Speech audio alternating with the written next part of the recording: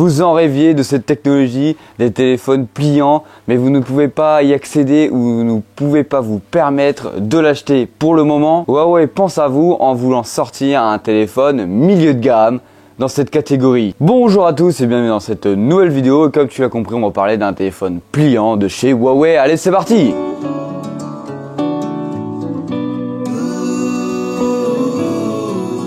Avant d'aller plus loin, n'hésite pas à t'abonner, à liker, ça devrait apparaître juste ici, ou c'est le bouton tu sais qui est juste là, ou là, je sais plus. Alors comme vous devez sans doute le savoir, Huawei, une entreprise qui fait des téléphones, en grands guillemets parce qu'ils ne font pas que ça, sort des téléphones pliants. Ils ont sorti le P50 Pocket, les Huawei Mate XS. Je vous invite à aller voir ma vidéo sur le Huawei Mate XS 2 juste ici si vous voulez avoir mon avis sur le grand téléphone pliant de chez Huawei. Et ils viennent d'annoncer une présentation d'un téléphone à clapet pliant, abordable pour tous. Alors si tu rêves de tester cette technologie avec un prix abordable, hein, c'est quand même subjectif parce qu'on est quand même aux alentours des 800-900 euros. On verra après les prix de ce téléphone, mais on est quand même loin des 1800 euros par exemple d'un Fold 4 ou des autres téléphones comme les Vivo, les Xiaomi et même ceux de chez Huawei qui sont des téléphones haut de gamme et vraiment très chers. Alors il aurait pu s'appeler le News Pocket 50, le P60 Pocket, mais on est plutôt sur un nom qui serait le P50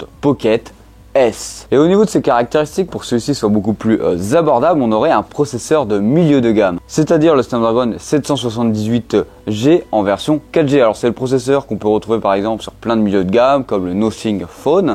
Donc on est bien sur un téléphone milieu de gamme et non sur un téléphone flagship porte-étendard de la marque. Et pour cause, on n'est pas comme sur le P50 Pocket classique, on n'aura pas d'écran extérieur à celui-ci pour pouvoir avoir des notifications ou se prendre en photo, en tout cas avoir un retour de nous-mêmes. On serait sur un écran interne de 6,7 pouces, 220 Hz. Pour le système d'exploitation, on serait sur Harmony OS 3.0 qui est actuellement encore une exclusivité du marché chinois. Et au niveau des objectifs, on serait plus sur la technologie Leica parce que ils se sont séparés, les petits loulous, ils travaillent plus ensemble apparemment en ce moment. On serait sur la technologie maison de chez Huawei nommé Xmage. Alors tu vas te demander c'est quoi la technologie Xmage. Je vais littéralement te donner la définition que Huawei te donne sur leur site.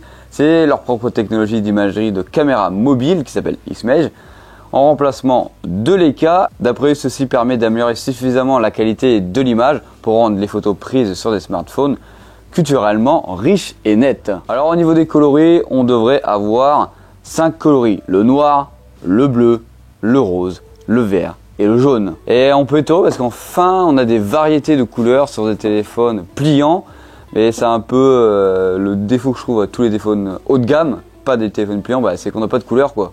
Il faut forcément aller dans les milieux de gamme pour avoir des téléphones vivants. Alors au niveau du prix, on serait sur du 4999 yens, soit en grosso modo 689 $ en faisant la conversion pour la version 256 Go de stockage. Pour la version 72 Go de stockage, on serait sur du 7000 yens, soit 965 $.